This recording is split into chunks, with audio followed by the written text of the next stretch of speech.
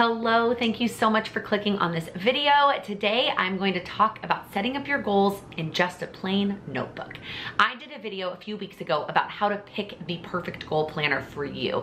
And I still stand behind everything I said in that video. I went through 7 categories or questions to ask yourself to help you pick a goal planner that would best support you and your goals. And there are a ton of great goal planner options out there. I have reviewed a lot here on my channel. In fact, I have a video coming later this week with 5 more options. I just lumped them all into one video. So shameless plug to subscribe if you haven't already. That video will be coming later this week. And if you are somebody who still wants that preset goal planner structure, there's a lot of great options for you, and that video will help you figure out how to pick the best one for you. However, I have said this before, and obviously it's the whole point of this video, you don't need a special planner to achieve your goals. You just don't. Obviously, I have used one in the past and it has absolutely helped me, but with the right setup and the right mindset, you can 100% set and achieve your goals using just a notebook. So in that goal planner video, I asked if you would want to see a video about using a notebook to set goals. And there was an overwhelming number of you said, absolutely, I want to see that video. Either you can't find something that suits you, or you want to save a little bit of money and you work out of a notebook instead of buying a special planner. A lot of you wanted to see this video. Now, this might disappoint some of you. What this video is not going to be is me actually showing you how to set up a goal notebook, or me actually setting one up. And the reason for that is it defeats the entire purpose. The beauty of being able to set up your goal system in a notebook or some other tool besides a pre-printed planner is that you get to make it perfect for you. Again, in that video, we went through 7 different categories. And when you're setting up your own goal system in a notebook or a spreadsheet or whatever it is, you get to pick most of those things on your own, and you get to figure out what works for you and what doesn't work for you and make it the best suited for you. So if I were to flip this camera down and actually set up a goal notebook, I would be setting up something that's perfect for me, and that may or may not be the best fit for you. So what we're gonna do instead in this video is I am going to go through 5 topics, categories, things to think about, what to include, what to decide, etc., as you are considering setting up your goals in a notebook. At the end of the day, the most important thing is that you write your goals down. I don't care if you're writing them in a notebook, in a planner, on a whiteboard, a chalkboard, an iPad, a tablet, like it really doesn't matter. But writing your goals down is an incredibly important step, in my opinion and my experience, to actually following through on your goals. So as long as you're writing them somewhere, that is the most important thing to me. But let's jump into these 5 things that we're gonna talk about in terms of setting up your goals in a notebook. So topic number 1 is to pick the right notebook. A question I did get a lot in DMs and comments was, what notebook should I use? Like, what would be the best notebook? And just like there is no answer for the one right planner for everybody, there's no correct answer for the right notebook for setting goals. But some things for you to think about as you pick the best notebook for you and your goals. Coil or bound, right? That's always like a first question. Some people love the portability of a bound, like it's safer inside of a bag or a purse. I personally love a coil. I could never really use a bound. Paper quality, is that super important to you? I know a lot of people love like that Hobonichi paper. I could not handle the thinness or the like off-whiteness of that paper. So is paper quality something that's really important to you? What about size? Do you want a lot of space? Do you want like an 8.5 by 11 size notebook, or do you want something smaller?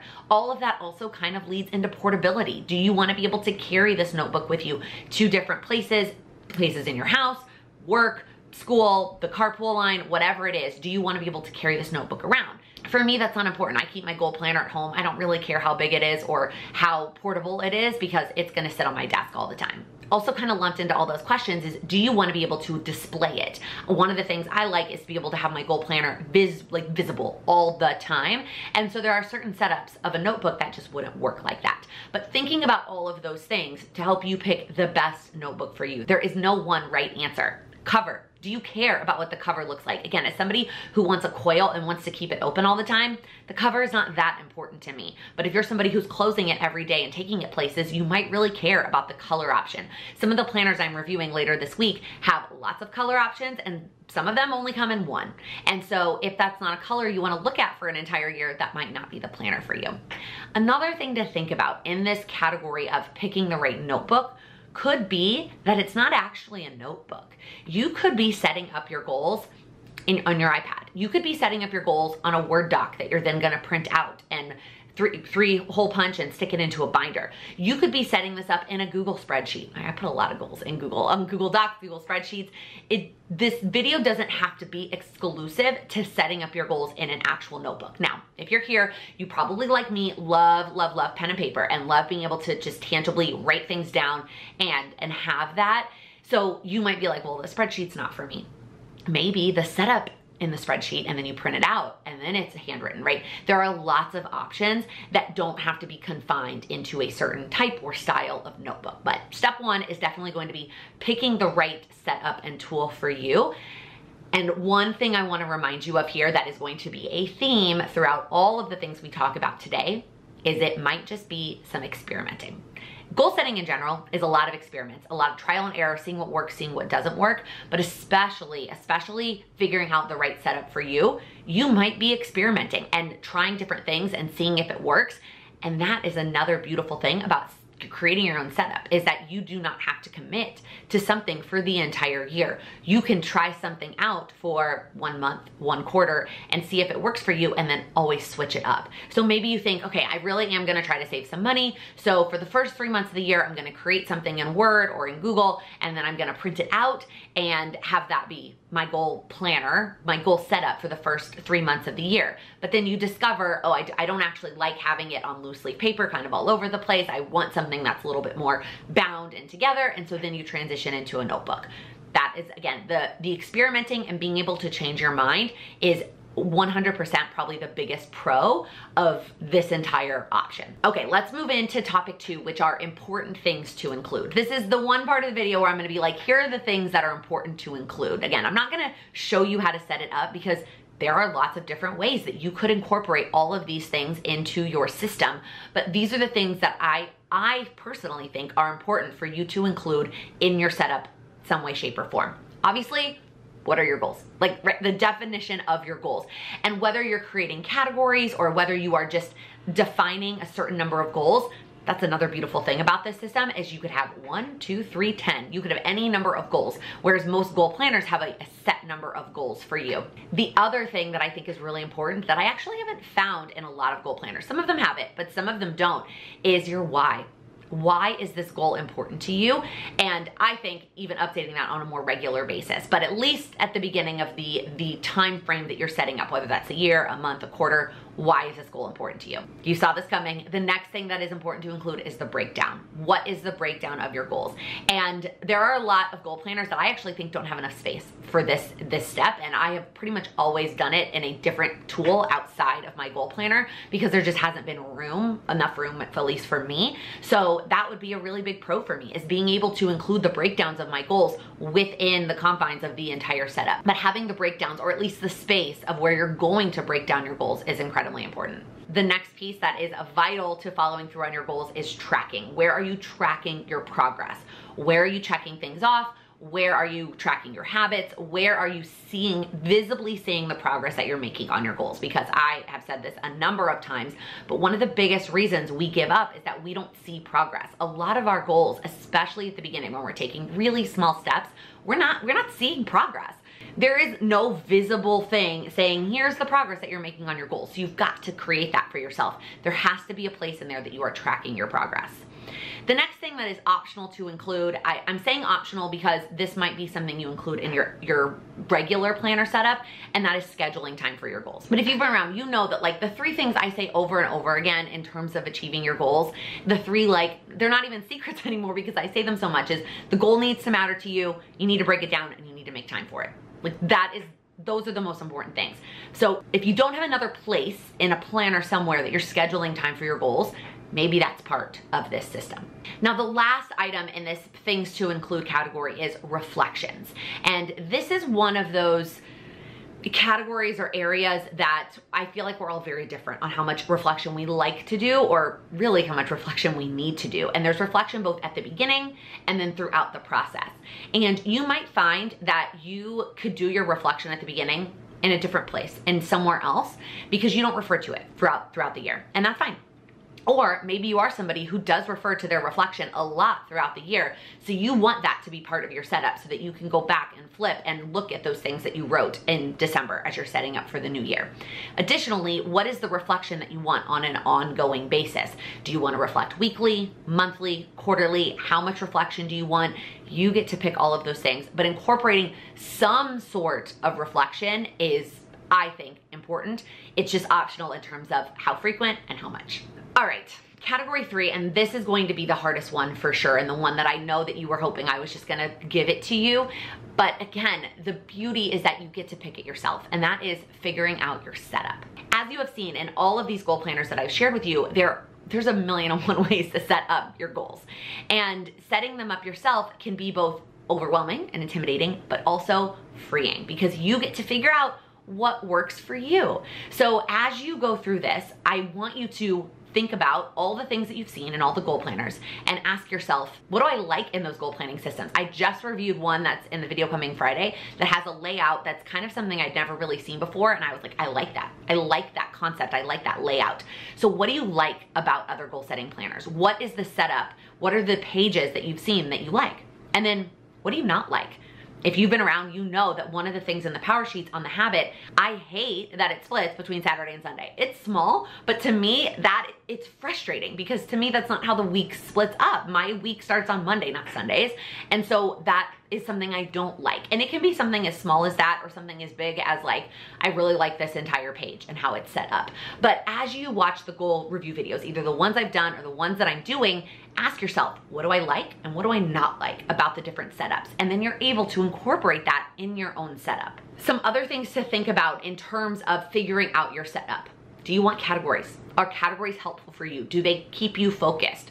How many goals do you want to include? Or do you want to leave that open-ended? Do you want something weekly? Do you want something monthly? Do you want something quarterly? Do you want all of the above? How often do you want to be checking in with your goals? How often do you want to be committing to action steps? Again, the beauty of this option is that you get to pick. You get to pick what works best for you. You're not tied down to any one setup or one system, but figuring out your setup and thinking about all of those things is going to be probably the hardest part. Well, it depends on how comfortable you are in like setting things up in a notebook, but you are not tied down to a setup and a structure that may or may not work for you. Maybe it works for you 80% of the way, but what is that additional 20% that you wish was different? How can you set that up differently for yourself? And playing around, grab a scratch piece of paper, right? Map things out, draw. It doesn't have to be perfect to start. I would definitely not recommend just like jumping right into the notebook and starting to write things down, right? I would recommend playing around with it. I personally, spoiler, have been playing around with my own setup for something on Word for like almost a month now. Pretty much anytime I'm just like on my computer and I don't have internet. So like when I'm in airports and airplanes, I'm like messing with the structure, because I'm like, maybe I would do this and maybe I would do that, and just trying to see what would work best for me. And the truth is, I won't actually know until I start trying, because I've been using the same goal planner for 4 years. And so who knows if what I think is gonna work for me is actually gonna work for me. But based on what you know now, and based on what you've seen in other planners, figuring out what would be the best setup for you. All right, topic number 4, and this is really just a decision that you've got to make, but we're gonna talk about some of the pros and cons, is how far in advance do you want to set it up?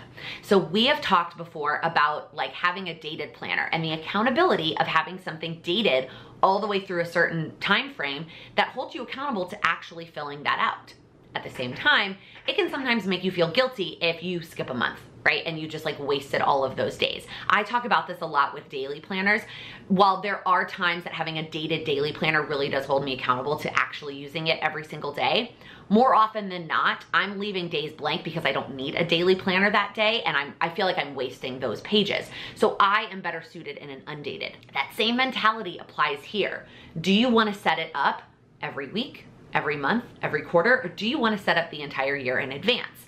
Again, the pro of setting it up the entire year in advance is that you're committed, right? You have it set up and you have something that's going to hold you accountable to following through and setting up your goals on a regular basis.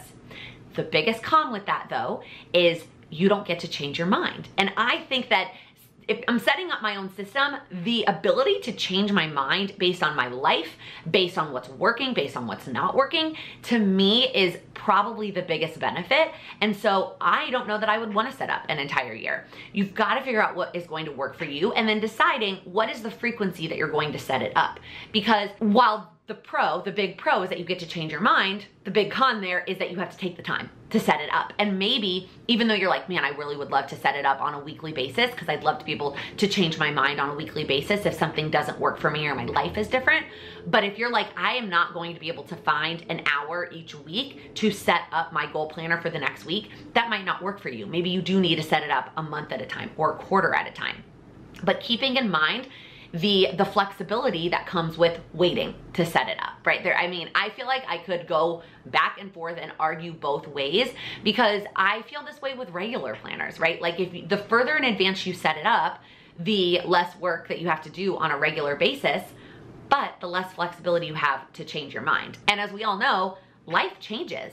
And so there could be something that you're pretty convinced that like this is what's gonna work for you for the rest of the year, and then something happens. And all of a sudden you're like, okay, that's not true anymore and I need a different setup. And if you already set it up for the whole year, you don't get to change your mind. You really just have to decide the balance between the time it takes to set it up and being able to set aside that time every week, month, quarter, whatever it looks like to set it up, and the flexibility of being able to change your mind. Now, you might also be one of those people that's like, I don't want the flexibility. I want to make a decision in December that this is going to be my setup for the year and I want to commit to it and follow through and give it a go for a year. So maybe this isn't even a debate for you. You know, like setting up for the entire year is going to be beneficial. Or maybe you're like, no, I want a little bit of flexibility, but there are lots of options here in terms of whether you set it up weekly, monthly, quarterly, or for the entire year. But making that decision to start is going to be one that is difficult, but vitally important. All right, and topic number 5, and this is really where mindset comes to play, because one of the things that I think having a structured goal planner gives you is a sense of perfection. And if you are going to be setting up your own goal planner, you are going to have to let go of that need for perfection because you're setting it up yourself.